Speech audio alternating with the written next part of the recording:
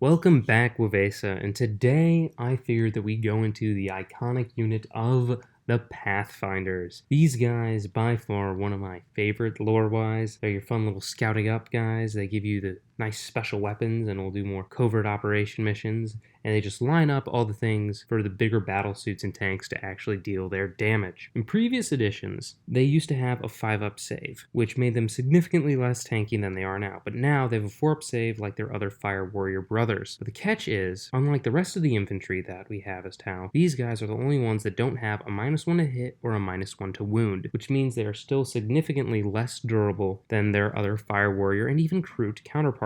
So they are squishy, but the 4-up save does help because they can get a 3-up in cover. So when looking at these units, you've got a handful of abilities for them. They can be screeners, they can be anti-elite, they can be anti-tank sort of, they can definitely be anti-infantry, and they are by far one of the best guiders we have available to us. For screening, they have an ability to acquire a drone that gives them a deploy in the midfield. So they have infiltrators from this drone. And coupled with that, if you take that drone, you also have a scout move natively of 7 inches. So you can screen out your opponents, and if you don't get the first turn, you can retreat your Pathfinders into a building that will hide them away and maybe make it so they can come out the next turn and really deal some damage. They also have a drone that gives them -2 to being charged. So all of this means that you could throw them out in front of your bigger suits and in front of your other infantry in order to slow down the opponent. And even if they do get within range for a charge, you can still make it quite difficult for them to actually complete it. So they are very good for being in the middle board, hanging out, putting them in open spots, but making sure that you pre-measure so that if you don't get first turn, you can move them behind cover so that they're safe. All very important in either getting an early, devastating attack off on your opponent if you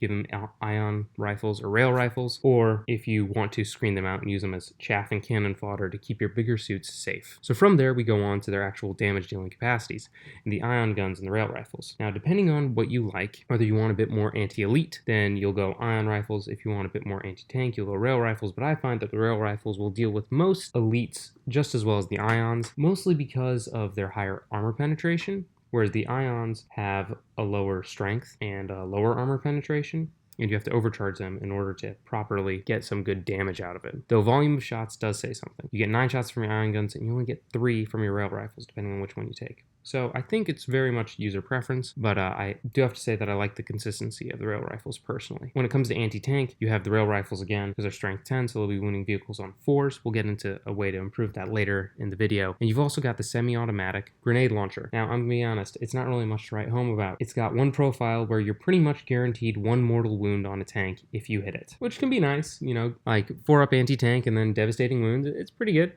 Can't really diss it, but, you know, like just 1 mortal wound on a tank isn't everything, but it could sway the game. Not to mention it's 18 inches, so you'd have to get pretty dang close and to actually use it. So you can take it because it doesn't replace the carbine, but it's not the most efficient thing. You should not be taking these guys for your anti-tank unless you're running pure infantry Tau. And if you're doing that like me, you might want to rethink how you play the game, but that's besides the point. So they also have all of their pulse carbines, and you can give them a drone that can actually improve the range of the carbines, which gives them very, very efficient firepower against infantry, especially with strength 5. Most infantry will be T4, T3, and you will be just chewing through them pretty easily. Though you don't have any armor penetration, just the mass fire will be able to put down either submarines, and will most certainly knock out a lot of guardsmen, or guardsman level opponents if you have them coming your way. From there, we'll have a little shift away from their damage capabilities and move to their guiding capabilities, how well they are at supporting other units. Now these guys can guide twice, which makes them very valuable on the battlefield. Instead of having to pair up each unit, these guys will give you a nice 1-to-2 ratio for guiding units. And this also makes them available for coordinate to engage, so that you can put their heavier weapons into units that would be more beneficial to shoot at, like your rail rifles or your ion rifles, because I'm willing to bet you're going to be supporting units with higher hitting firepower. So if you're supporting them and you're guiding into another unit that is also elite, you'll be able to put your elite killing guns into that unit as well without any negatives to hit. And in fact, you also be getting a buff to hit because of how normally your heavier weapons will be hitting on 5s.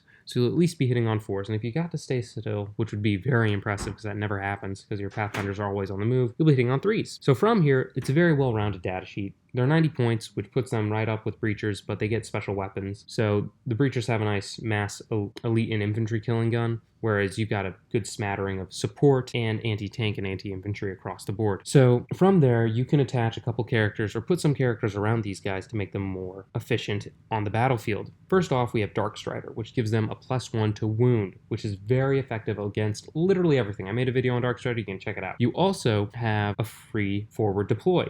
Darkstrider's infiltrators. He gives your Pathfinder unit infiltrators, so you don't need to take that drone. You can take another drone. You can take the drone that gives them longer range. Not like you need it because you're already in the middle of the board, but you most certainly should be taking the drone that gives you -2 to charges. This makes them leaps and bounds better because they're already in the middle of the board, and just because your opponent can move up close to them, they have a -2 to charge, and that really throws a wrench in a lot of people's plans, especially in charging. So there is that. Also, Darkstrider has this whole bubble of can't come in within 12. You add that drone on, there's no way anyone can make a charge. It's just not possible. It can't be done. Even if they get a move in within the next turn, they still have the -2 to charge. So you'll be pretty safe with these guys. From there, you should put in Shadow Sun most certainly, because she gives a very good reroll option. Reroll 1s to hit is very effective. We are very limited in what rerolls we have in this edition, and especially in Tau, you got the Crisis Suit Commander and you got Shadow Sun. So definitely, if you can, park Shadow Sun nearby. You can even use the Pathfinders to protect her by a little screen, and that's actually something that happens in lore. When Assassin came to try to kill Shadow Sun, she had a little screen of her little fire warriors protecting her from it. She does have lone op, so she will be pretty safe. She also does have infiltrators, so if you put her with a Darkstrider's unit up in the center, she will be able to support them turn 1. So that is pretty effective. Though I know a lot of people like keeping her back in your home objective, keeping her safe with her other units for big gun line. But if you're looking to push up early mid board, you could like park a bunch of 3 Pathfinder units out there. If you don't get turn 1, you can all move them behind the ruins and stuff out in the middle board to keep them protected. But if you do get turn 1, you can pop them out. Have like 9 rail rifle shots pop off, hitting on 3s, rerolling 1s. So it would be pretty cool. Very, very much of a more Month Ka attack, like killing blow right off the bat than your typical patient hunter waiting away. But I digress. So there's definitely some valuable things that you can do with her, with the other Pathfinders, and make them pretty lethal up in the middle of the board. After that, I would say Enva. He's very good at buffing. He's also a lone operative. He also has stealth and -1 to wound. His leadership will be very valuable because your Pathfinders will be taking casualties. And if they take casualties, they won't be able to, like if they take casualties and fail battle shock tests, they won't be able to do coordinate to engage, which will vastly decrease their effectiveness. So from there, I would say that you would have Enva parked in front of your Pathfinders because of the lone op and whatnot. No one will be able to shoot them. Most likely they'll be charging in, and Enva will be able to tie them up to keep your Pathfinders safe from taking any casualties or from people taking out your guiding options, which gives you your army your +1 to hit all across the board. So here are just some thoughts on what the Pathfinders can do. They're really great all around.